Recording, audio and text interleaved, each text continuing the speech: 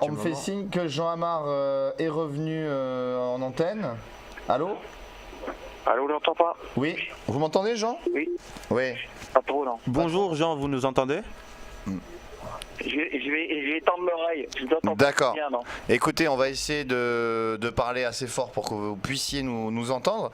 Alors Jean, on a vu hier que Mario Draghi avait un petit peu, déçu les investisseurs. On a eu des marchés qui sont partis fortement à la baisse en très peu de temps. Ça s'est passé rapidement.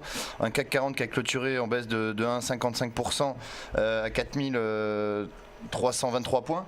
Qu'est-ce que vous pouvez nous dire sur cet indice CAC 40, Jean?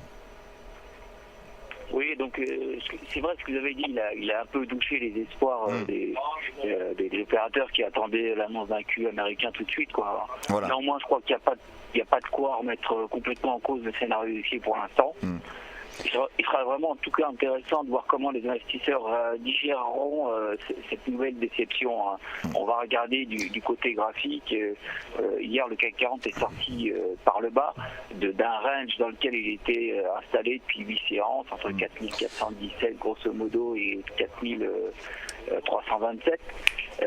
Voilà, on notera hier quand même que 4305 a bien tenu son rôle, une moyenne mobile 20 en délit à préserver le marché, puisqu'il n'est pas passé en dessous, et a même permis après séance un rebond non négligeable. Donc l'indice, pour bien faire, devra s'installer au-dessus de la première zone de résistance qu'il a passé ce matin, là, parce qu'on est un petit peu au-dessus, c'est 4370. C'est une sorte de point pivot entre un billet baissier et un billet haussier. Oui. Le franchissement donc, de ce niveau en clôture ramènerait en tout cas le CAC 40 dans une configuration neutre à court terme, avec pourquoi pas l'occasion d'aller une nouvelle fois s'attaquer ou tester la résistance 4420-430, sur lequel il s'est un petit peu cassé les dents cette semaine. Vous voyez donc que la partie n'est pas encore gagnée pour les vendeurs, qui se sont un petit peu peut-être précipités hier, tout contents d'avoir attendu tout ce temps-là. Mais bon, sous 4305-280, là on pourrait éventuellement espérer un fléchissement du marché. Et j'en aurais terminé. Il faudra quand même attendre l'enfoncement de 4260-240 pour s'inquiéter.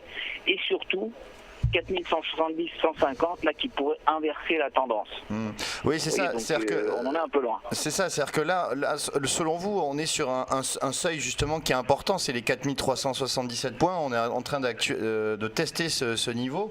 Vous avez plutôt un biais baissier sur du court terme, alors que là ce matin on voit tout de même une très belle réaction des indices. On est tout de même en belle hausse. Pour les prochaines semaines, risque d'être assez volatile. D'accord. Avec une sensibilité accrue vis-à-vis des statistiques en zone euro.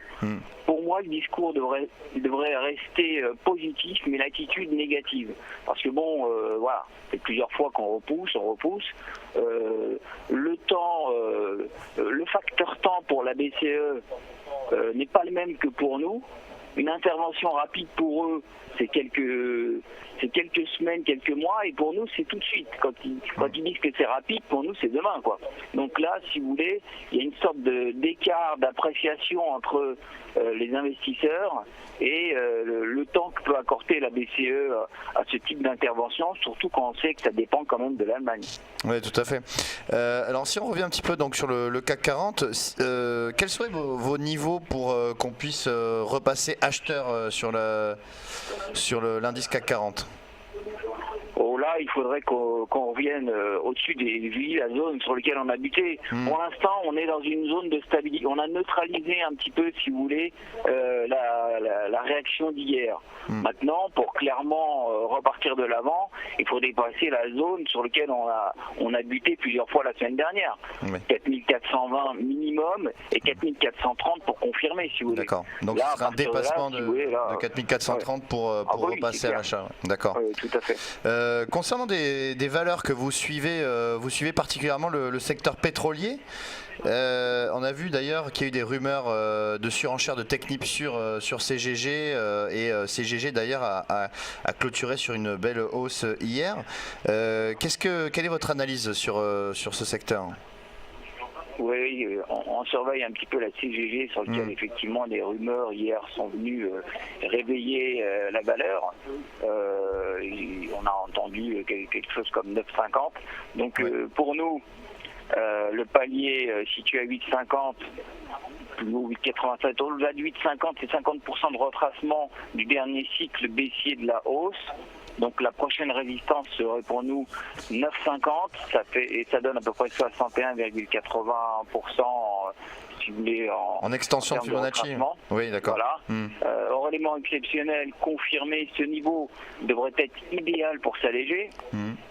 Au regard des tensions qui apparaissent à court terme sur le marché, sur cette valeur plutôt, sortie de ces considérations, on pourrait très bien aller viser 11,30, voire 12,75, qui serait 100% de retracement de la baisse du titre. Oui, d'accord. Ça devrait être une cible idéale. Maintenant, bon, tout va dépendre de ce qui va se passer dans les jours qui viennent, si Technip confirme ou pas cette envie. Effectivement, si Technip ne confirme pas ses intérêts sur CG, c'est vrai que ça pourrait peut-être repartir dans l'autre sens. Le pourrait retomber un petit peu. Mais On a vu d'ailleurs que le secteur pétrolier est sous pression. Total ce matin a été dégradé par plusieurs analystes.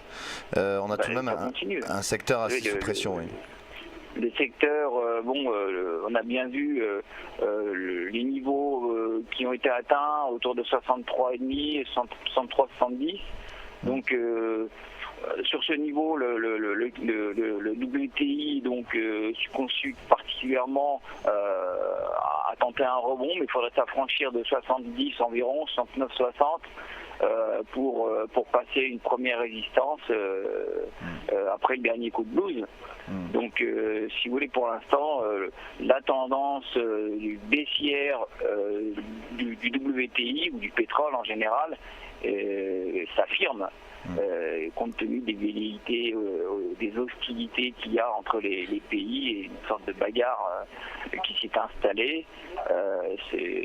Pour nous, on a toujours environ, vous avez parlé de la zone de 60, mais ce qui ne m'étonnerait pas, c'est qu'on y aille, quoi. C'est possible, on verra ça lors des prochaines séances. Merci Jean Amar, membre de la cellule d'info d'experts chez Bourse Direct.